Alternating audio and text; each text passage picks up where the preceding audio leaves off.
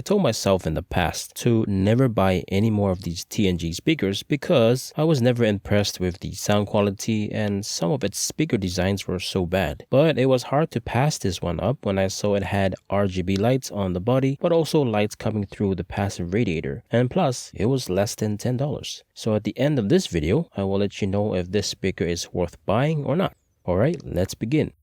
This is the box the speaker comes in. It's a bit beat up because the packaging was not so good, but luckily the speaker was not damaged. So it has a bit of information about the speaker. It supports TWS, which stands for True Wireless Stereo, meaning you can connect two of these speakers together. One will play the right channel and the other the left channel separately. So this speaker is wireless. It has a microphone for your phone calls, TF slot for your micro SD card, USB port, and FM radio.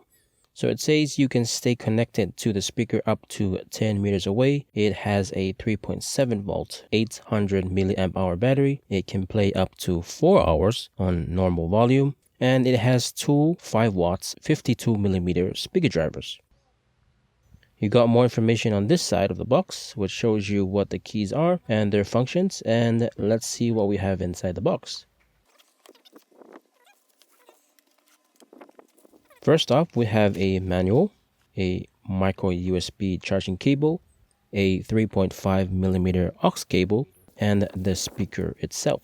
My first impressions, I like how it looks. It doesn't feel that cheap. I like how they changed where the logo is now because on their other speakers, it's in the middle and it makes it look like it's a JBL speaker. And the logo is made out of some sort of metal and it's not plastic. Fabric feels okay. The part the RGB lights will be shining through is not rubber, but hard plastic. It has a leather looking strap that doesn't come off, which might be a problem because what if I want to take it off? Here are the controls. You got volume up or next track button, power button that not only does it turn the speaker on or off, but it can also play or pause the song or even answer a phone call. The mode or LED button, a volume down or previous track. Right underneath is a rubber flap that covers your other media options that I mentioned in the beginning. You got passive radiators on both sides. They're actually not that hard to push inwards. To check if the speaker is sealed properly, I'll push one of the passive radiators and the other one should also move. Well, it moves, but not that much, so it's not airtight. Anyways, in order to turn it on, you need to hold the power button down because if you don't, it won't turn on. The RGB lights are on by default when the speaker is powered on. Even the part underneath the rubber flap is also lit from the RGB lights, which is a nice feature because you won't have any problems plugging in the aux cable or the charging cable when it's dark. In order to change from Bluetooth to other media options, you just short press. If you want to change the RGB light effects, you quickly double press it. You got 4 light effects to choose from and you can also turn them off if you want. Sadly, the RGB lights do not have an effect that syncs with the music. Maybe it does, but I don't see it syncing at all. But so far, I'm liking what I see.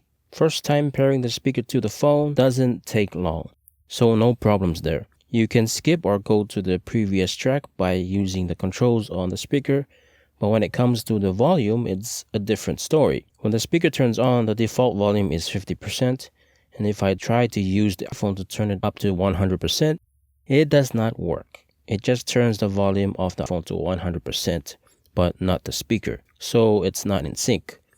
You have to manually turn the volume to maximum on the speaker itself. Anyways, let's jump into the sound test.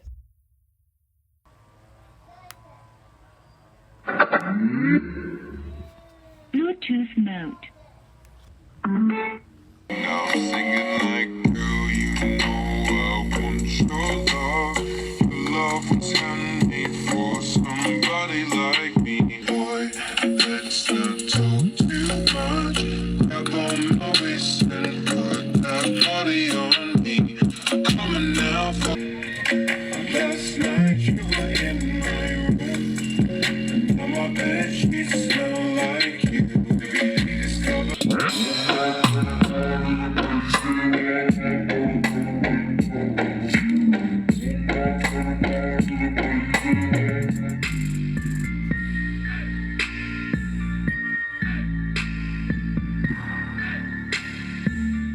So what do you guys think? To me, depending on the song and with the help of an equalizer, it sounds good. Yes, it's not that great, but you have to consider this speaker is less than $10. Playtime for this speaker doesn't reach 4 hours as advertised.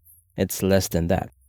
It was tested at 50% volume with RGB lights on. To fully charge the speaker, it takes 3 hours and 39 minutes. It charges at 1 amp current, which is unexpected for a cheap speaker because usually they charge at around 500 milliamps. This test was done with the cable that came with it, but I would not recommend using it because it's so hard to plug in and it feels like it might break the port over a certain period of time if you keep using it. So use the better quality cable, that's if you have one. There will be a red LED light that turns on when charging, and when it's fully charged, it turns off. So here is the big question, is it worth buying?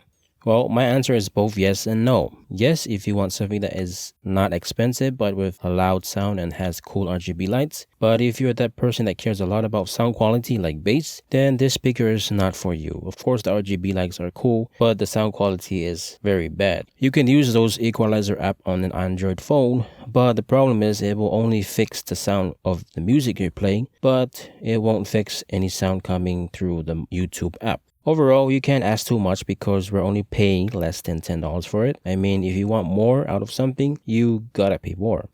Anyways, thanks for watching. Please consider subscribing if you're new to my channel, and please also like this video. It does help me a lot. Thanks again, and we'll see you guys on the next one. Peace.